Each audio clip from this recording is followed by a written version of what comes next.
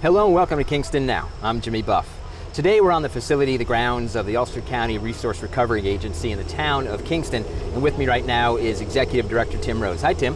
Hello, how are you doing? Tell me about the origins of the Ulster County Resource Recovery Agency. Sure. The agency is a public benefit corporation. We're an authority.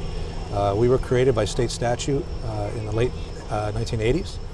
And our primary function, our mission, is to serve the Ulster County area and dispose of solid waste in an environmentally sound and fiscal manner. What constitutes solid waste?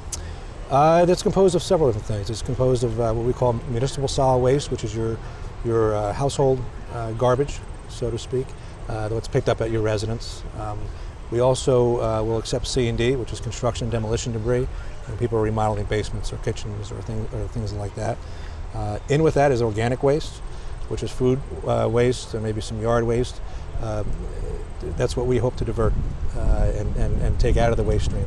So does the UCRRA serve the entire county? Is every municipality part of the solid waste facility here? Is everyone bringing their stuff here? For the most part, yes.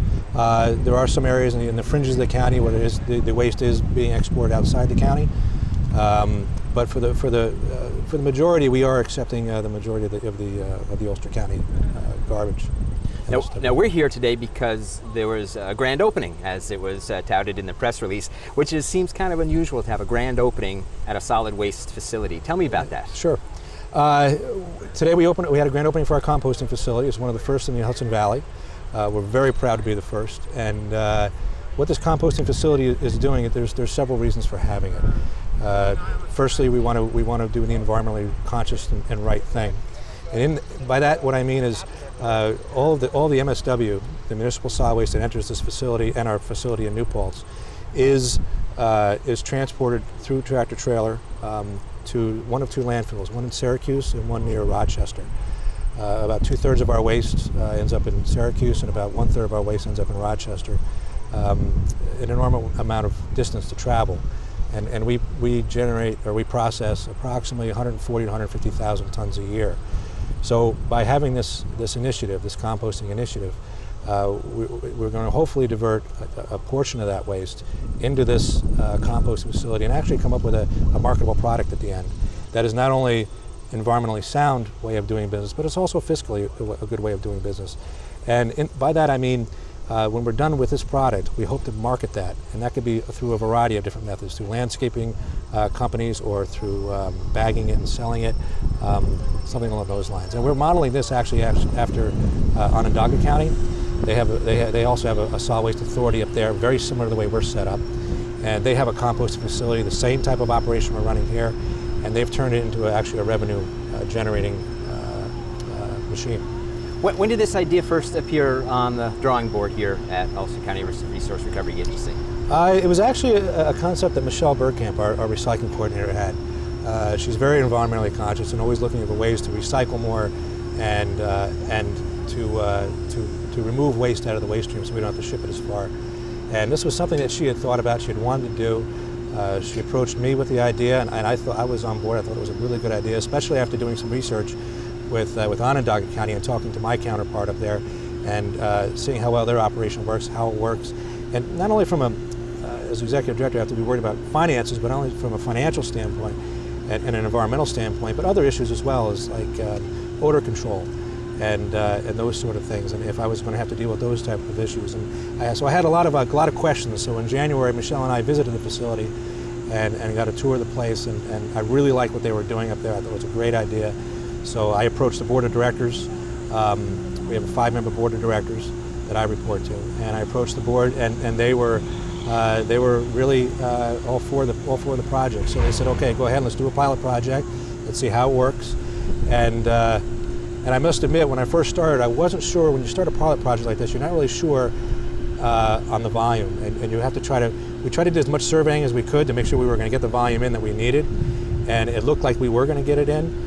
Now you're talking about the actual organic material coming into the facility? That's correct. Mm-hmm. The actual organic material, which is, when we mix it here, is about 1/3 of organic, which is the food waste, and about 2/3 wood chips. And that's the ratio we use. But I was a little concerned, not so much about the wood chips as I was more about the organic content. and to make sure we're going to get enough food waste in here to really support the project. So that's why we start small. We'll start with a pilot project, and then if it blossoms into something big, then we can go full scale. And I'm happy to report that the first initial media coverage that we had generated a tremendous amount of support primarily from the commercial sector, because we're not being concerned with the residential yet. We hope to get to that point, but from the commercial sector, including schools and supermarkets and things, we've garnered actually so much support that my concern is actually the other way. I hope we have enough room, to service everybody, and we will, because we have plenty of room here. So we're just going to grow and grow, and we're going to make this into, I think, a very good project. And it's the kind of project that everyone loves, because you're going to take an expenditure, which is hauling this stuff overland to Syracuse and Rochester, which you have to pay a fair number. It's a lot, right? It's like $8-10 million a year.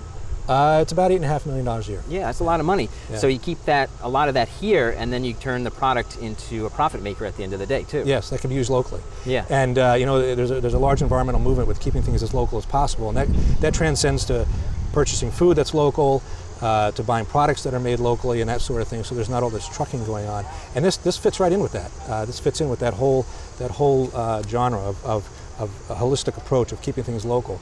And if the food waste is generated here locally, if they're buying food that's local, the food waste comes here as local, we're keeping it local. And then the compost goes back into the local area. Yes, perfect. Exactly. Tim Rose, Executive Director of the Ulster County Resource Recovery Agency. Thanks for being here today. Thank you. This is Kingston Now. Next up, we're going to talk to Michelle Bergkamp, who spearheaded the project. She's the recycling coordinator here. Stay tuned.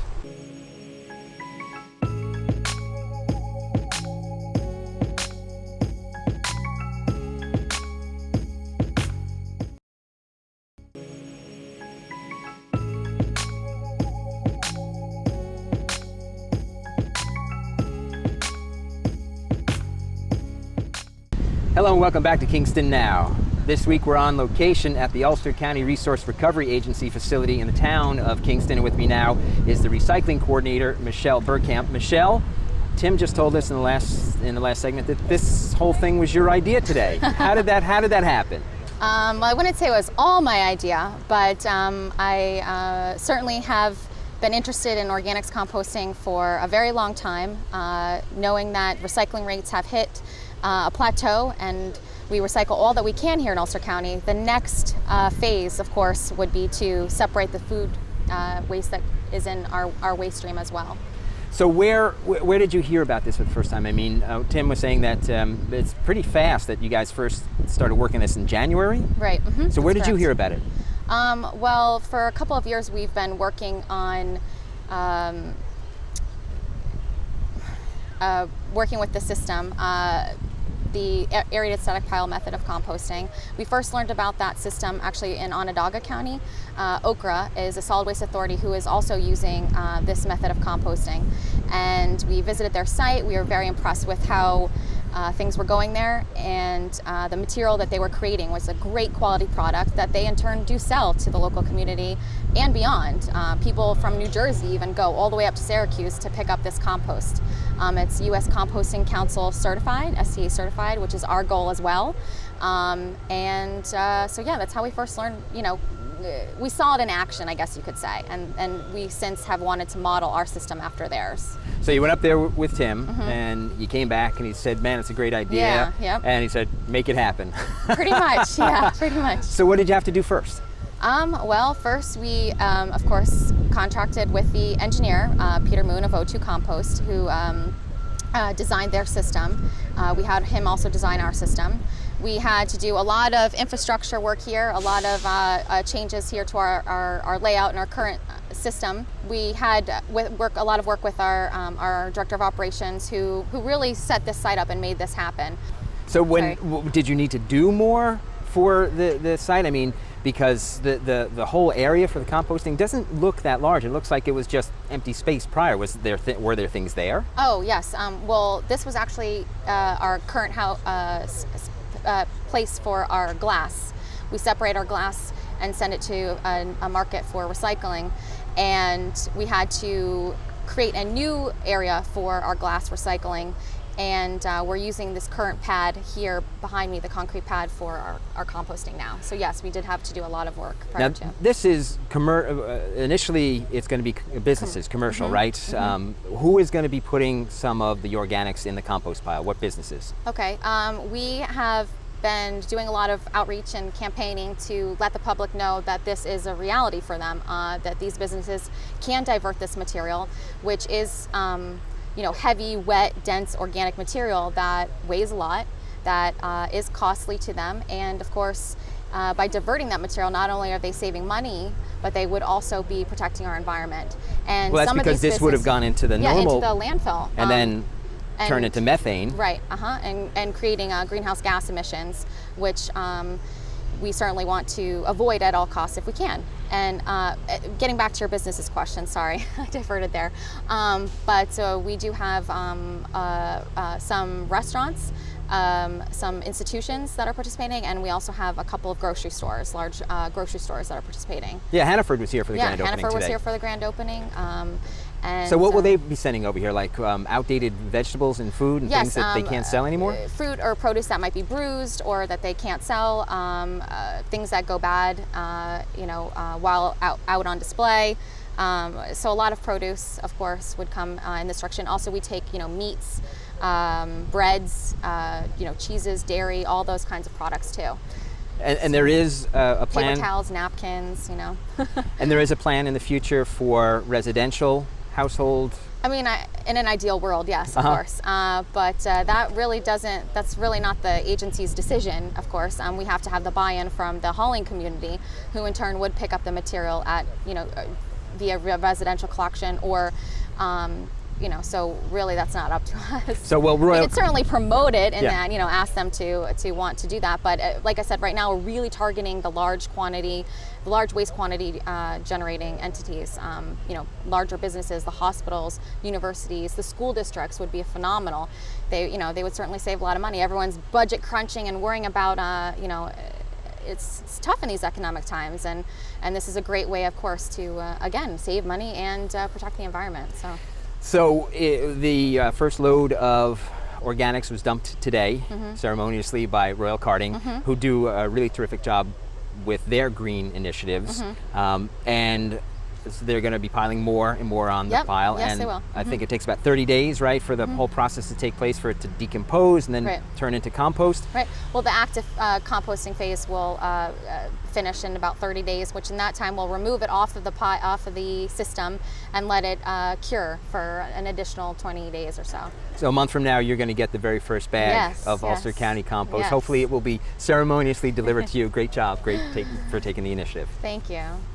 This is Kingston Now. I'm Jimmy Buff, and in just a moment we'll return and talk to the man who engineered the whole project. His name is Peter Moon. Stay tuned.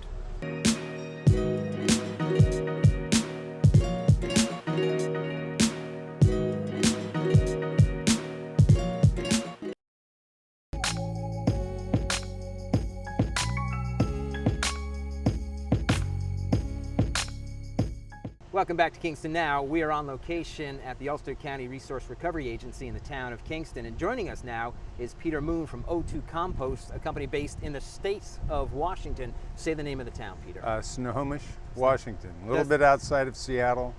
What brings you to the East Coast to do this here in the town of Ulster? Well, that actually is quite a long answer to a short question, but we've been doing quite a bit of work in New York State.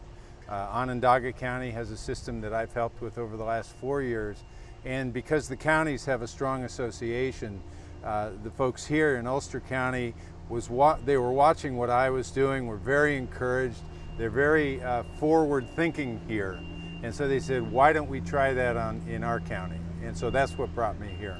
So tell me, in your opening remarks for the grand opening ceremony short while ago, you gave a great description about what happens to the material and the process. Can you recapitulate that a little bit? Absolutely.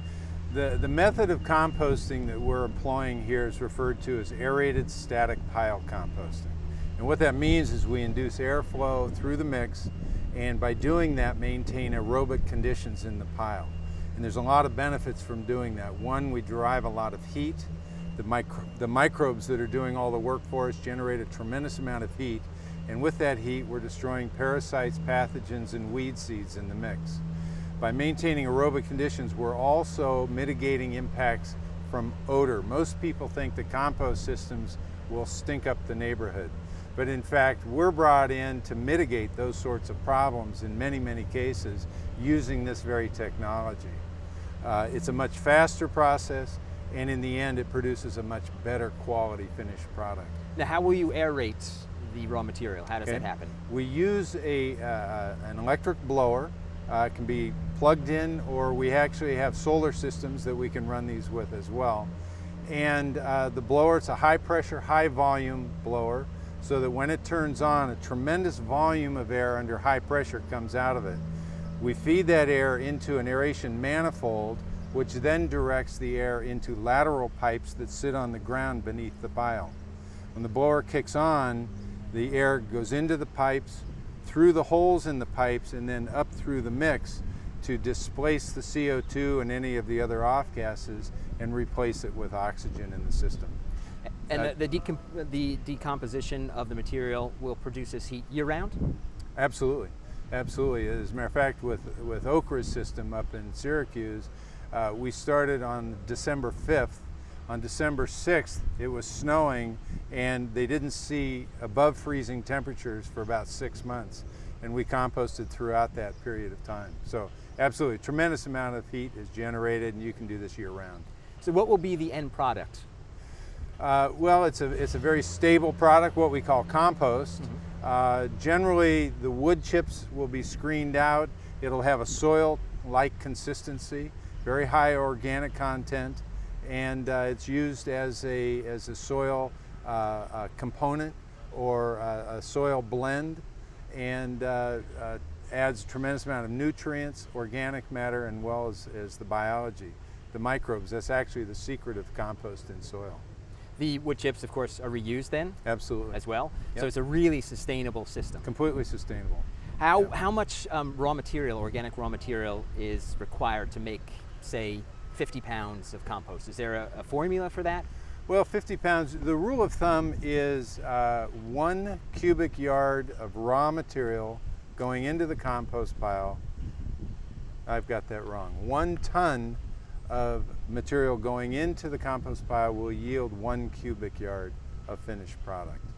And so that's probably a 3-to-1 reduction when you get shrinkage due to composting, as well as the screening of the coarser material away from the finer material. Initially here in Ulster County, the raw material is going to come from supermarkets and restaurants and institutions like SUNY New Paltz, some of the local colleges as well, maybe some of the hospitals.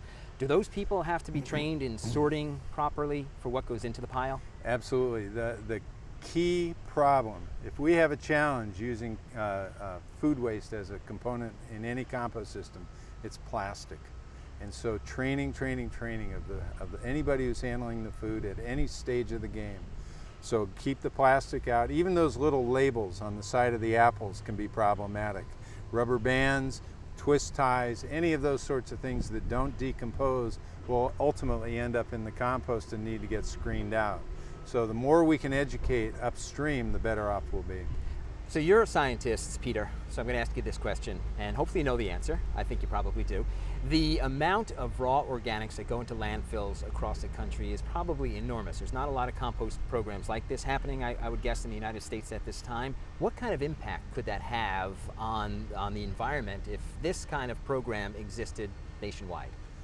Well, it's an excellent question. There actually is a tremendous volume of organic material going into the landfill that, if recovered, could be composted.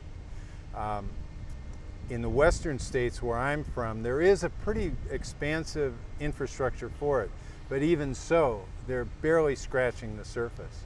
And so I can't give you any numbers, but it's huge volumes, vast volumes. Now, the other end of the process, the finished compost, it's also an important question. What are you going to do with the compost once you produce it?